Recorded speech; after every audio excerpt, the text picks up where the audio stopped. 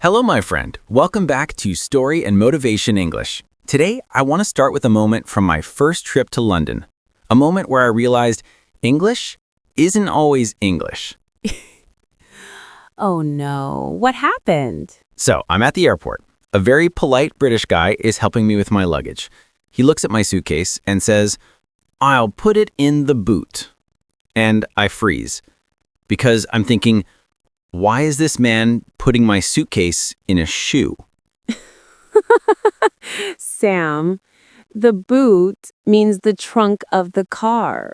I know that now, but in that moment I was like, "Sir, please, my suitcase won't fit in your Timberlands." Welcome to British English, the land where fries are chips, cookies are biscuits, and a restroom is simply the toilet. Meanwhile, in American English, a biscuit is something you eat with fried chicken. So imagine my shock when someone asked me, "Would you like a biscuit with your tea?" I thought they were offering me a full meal. This is exactly why today's episode is going to be fun. American English and British English are the same language, but sometimes they feel like two cousins who grew up in different countries and never texted each other. Exactly. And the differences can be cute, confusing, or absolutely hilarious. But they're also important because if you travel or talk to people from different countries, you'll hear both all the time. So, today, my friend, we're going to break down the practical, everyday differences you actually need to know. The real ones, not the textbook ones. Get ready to laugh, learn, and maybe choose your team. Team American or Team British. Let's get started. Emma, I swear, the first time I visited the UK, it felt like my English had expired. People were speaking English, but somehow it wasn't the same English I knew. That's how a lot of Americans feel when they cross the Atlantic. And to be fair, many Brits have the same experience in the US. Oh yeah, what confuses British people in the States? So many things. For example, the first time I visited Los Angeles, someone said, "Take the elevator to the second floor." And I just stood there thinking, where is the lift? Why is nobody saying lift? Right, and that's how I felt when I saw a sign in London that said, "Please queue here." Queue? My American brain was like, is that a dessert? A device? A secret code? Then I realized, oh, it just means line. Yes, queue is one of the most British words ever. We love to queue. We love to talk about queuing. We could make queuing an Olympic sport. Meanwhile, in American English, people don't say queue. They say line, wait in line, or get in line. If you said queue, people might think you're trying to sound fancy. Another funny one is food, because if you order chips in the UK, you get thick fries. But in the US, if you ask for chips, you'll get a bag of potato chips. Exactly. I once ordered fish and chips in London, thinking I'd get fish and American chips, the crunchy kind. When the plate arrived, I was like, oh, these chips are thicker than I expected. And don't even get me started on cookies and biscuits. Right. In America, a biscuit is that soft, fluffy bread you eat with gravy. But in the UK, a biscuit is basically a cookie. Exactly. So when an American hears, "Would you like a biscuit?" they imagine comfort food. But when a Brit hears it, they imagine something to dunk in tea. You know what got me the most? Transportation. Everything is different. You say underground or the tube. In the US, we say subway. You say car park, we say parking lot. You say lorry, we say truck. You say boot, we say trunk. Yes, and listening to those differences in real life is fun, but also confusing. I once asked someone in New York, "Where's the nearest petrol station?" They just stared at me like I was reading from a Shakespeare play. Then I remembered. Petrol is gas in American English. And speaking of staring, I once asked a British friend, "Where's the restroom?" And he laughed and said, "Why would you rest in there? Just say toilet." I felt so judged. Yes, toilet is normal in the UK. In America, people avoid the word because it sounds a bit too direct. So they say restroom, bathroom, or washroom. You see, this is why learners get confused. They learned a word in one variety, and then someone uses the other version, and suddenly it's a plot twist. Exactly. And sometimes the differences cause real misunderstandings. I once said, "I'll meet you at 5:30." And my American friend thought I meant 5:30 in the morning for some reason. 5:30 is such a British thing. Americans would just say 5:30.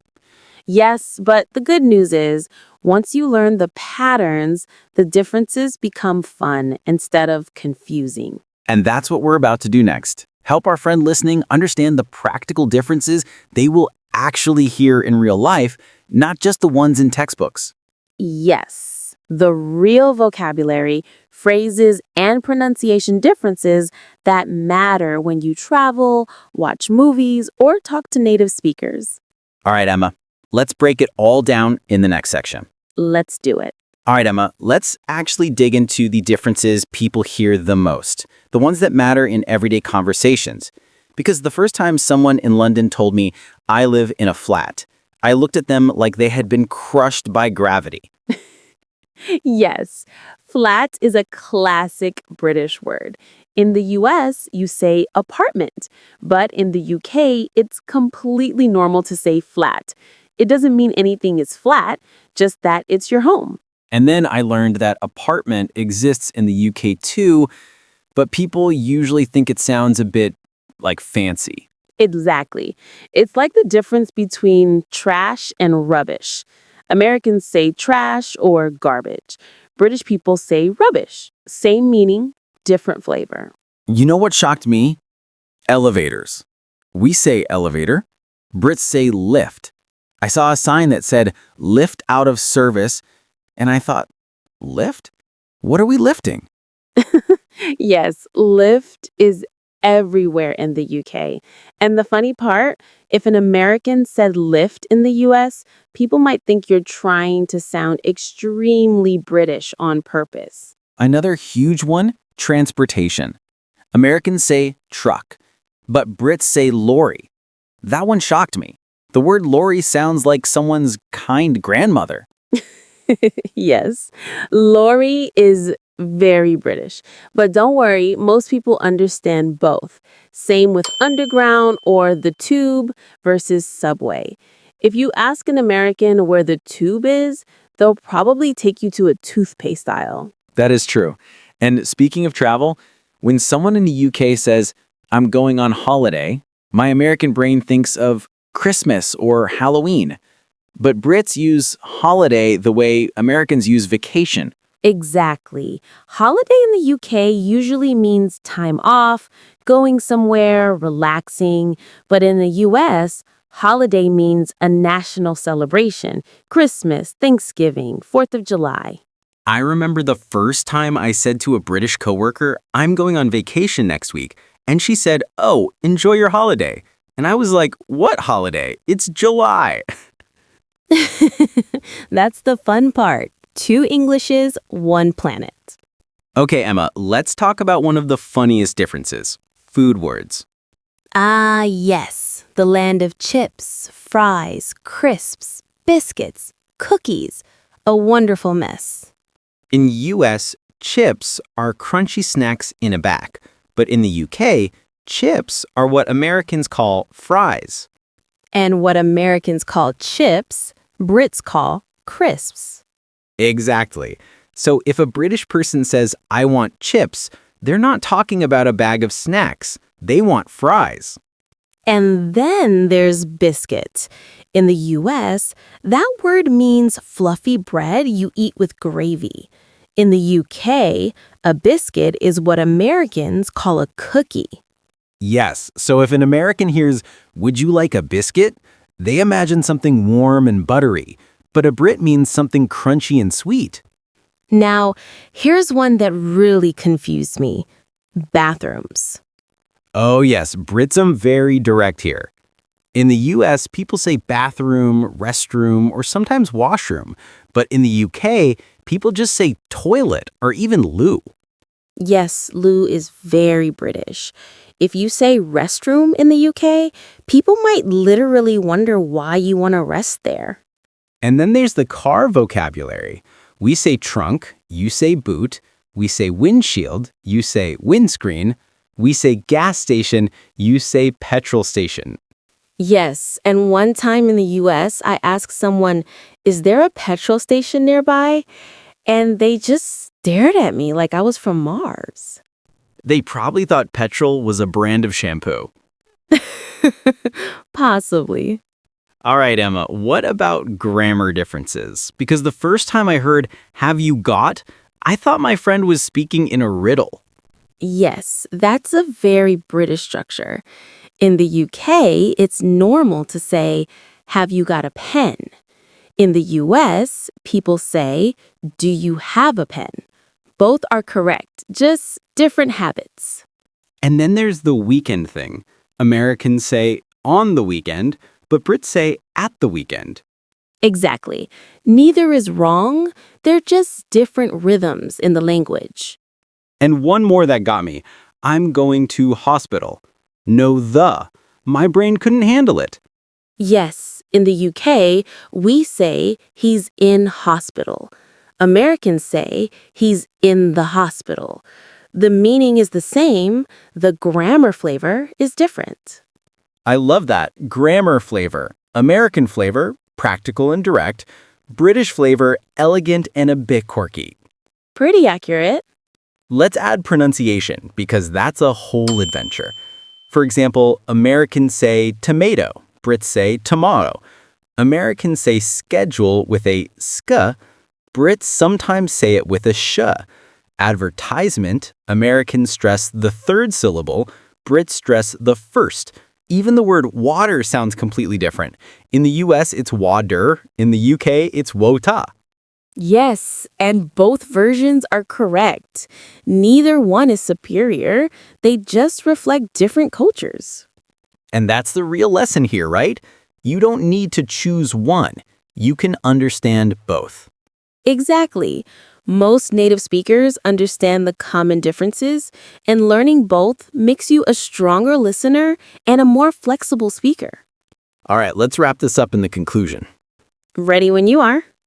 All right, my friend, we've reached the end of today's episode. And honestly, I'm still laughing at the idea of someone putting my suitcase in a shoe. American English and British English really do feel like cousins who grew up with completely different hobbies. Exactly. And I hope today showed you something important. English isn't one single version. It's a whole family of versions. And you don't need to choose one side. You just need to understand the differences that matter in real life. That's the beauty of it. Once you know that boot means trunk, that chips could be fries, that holiday could be vacation, that lift is elevator, you suddenly understand so many conversations in movies, in travel, in daily life. And the differences aren't mistakes. They're culture, their identity, their history. They show how the same language grew in two different places. That's what makes English fun.